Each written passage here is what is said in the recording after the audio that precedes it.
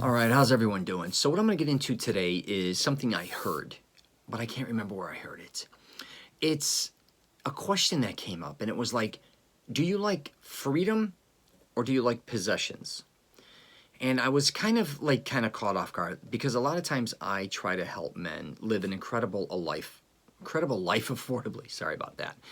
And a lot of times I talk about how possessions a lot of times start drowning us in debt. Like a lot of other people, we want all these things and then we either finance them or we put them on, credit cards, or we spend a lot of money that we shouldn't be spending, and then we have to maintain these things. And a lot of people don't realize this until they're way over their head. And they don't realize a lot of times how things just devalue, right? And I think a lot of people think, oh, I'm gonna buy a house even and put all this money into it and do all this and flip it. A lot of times you can't sell it depending on what area you're in.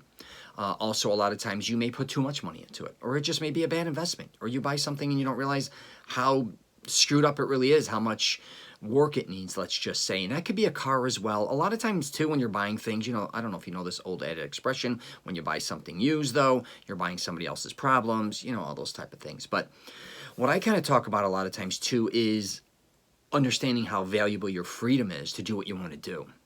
And a lot of young people, I don't think, realize this till they're kind of over their head and they're locked in. And I think a lot of it comes too when you first start relationships or get married, because you want a lot of things quickly. You may also be on double income. So like you get married, you're like, I want the house, our starter house with the white picket fence, blah, blah, blah. You get it. You both want maybe cars, maybe 2 new cars, right? Cool, let's do that. You may start traveling a lot. Wonderful. Then you have a child. Now things change very rapidly, right? Because now your life revolves around the child, the expense, and usually you'll have another child because you don't want him to be an only child. If you got a girl, you want a boy. If you got a boy, you want a girl. You get 2 girls, you may even, or 2 boys. You know how it goes. But my point being is, a lot of times we're putting ourselves in a position where we keep accumulating possessions. And a lot of these possessions, you need payments every month, right? You got to pay them every month. There's interest on these things. And I've been there. And what I realized a lot of times with my possessions when I was younger is what I loved was the things I was accumulating, which I was accumulating a lot very quickly, was I loved other people enjoying it. So if I got a house, I made sure I was on a golf course. I wasn't even golfing. I quit golfing and moved on a golf course, basically. One of the longest in the country.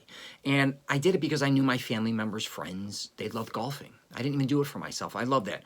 I got extra cars because I lived in Florida and a lot of people would come and visit and I didn't want them renting cars. So I'm like, hey, I'm going to get a Caddy and a Lincoln, and we had a work car and another, like, I just loved, because they would come to town, I'd be like, I got a car for you. I still kind of do that with my convertible.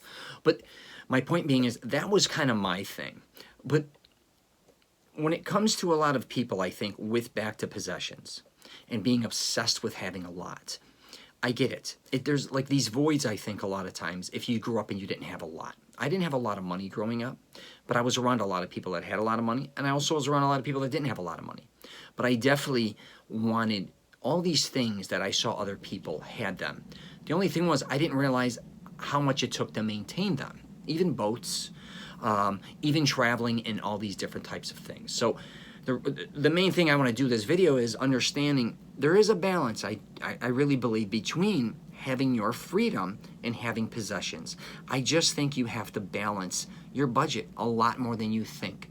Because a lot of possessions, a lot of times I talk about, after a certain amount of time, they're just things. And I know that sounds crazy. And you're like, yeah, I've heard that a million times. I'm just telling you, even cars. You may think, you have a dream car and it's really maybe a little bit out of your reach, but you still end up doing it and you're struggling to make that car payment every month. Don't get me wrong. You may love that car. If you love it, you love it. But after a certain amount of time, you may not love it. Now, kind of what do you do? Would you rather have some of that money you can invest instead of this huge car payment plus the insurance? And I've discussed this before. Also, would you like to just have like a cool, maybe a little 2-seater or something vintage that's a lot cheaper to maintain? Maybe it's older and you got all this extra money and you have your freedom. Nothing is really worse, I think, a lot of times than being kind of a prisoner in your own life. And I don't think a lot of people realize they create these prisons, these financial prisons. And a lot of us are not taught in school what to do, not to do when it comes to buying things, learning really about interest rates, really what's going to happen if you can't make your payments, repossession, foreclosure. I know you may hear this before, but it's really, you got to too look at like So I'm going to wrap it up with this. If something happens to you, right? Not only I think a lot of people think, oh, I'm going to lose my job and then, then I'll find another job. I'm not talking. Say something physically happens to you. Okay, can you sustain your lifestyle? Now, of course, if you got in a bad accident or something like that, you'd probably have a lawsuit or whatever. But what I'm saying is, maybe if you do physical labor and you get injured and you can't work, and again, you may be collecting workman's comp and stuff, but a lot of times that's not enough money. Or if you get on unemployment or all these things, don't strap yourself in for the future of stress. Because I have done that. I've done it up many times. A lot of times, the freedom is the biggest gift I've given myself. And this may sound crazy, start off small, even if you could get to a point where, if you want to be in debt and you're making money off your debt, that's a whole different thing. That's for investor. God bless you. Do whatever you got to do. But if you're in debt, I will wrap it up officially with this. If you are in debt, right, and what you have is actually depreciating, and it's also costing you money, and it's a struggle to upkeep, it may be time to make some changes, all right? And you're going to be shocked, too, when you get rid of a lot of shit.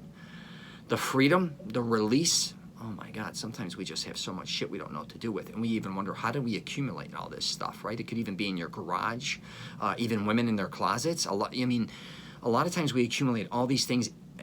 You go into a closet a lot of times, men or women, depending on how much they spend, you'd be shocked at how, thousands upon thousands of dollars is just sitting in their dead inventory that you've spent money on, that depreciated, that you could have taken that money maybe and invested in a piece of property, or even done whatever the hell you want to do, or just kept it and been able to maybe travel or have the freedom to maybe go out to dinner more if you wanted without having the stress every week and things in that nature. So just pay attention to that, all right?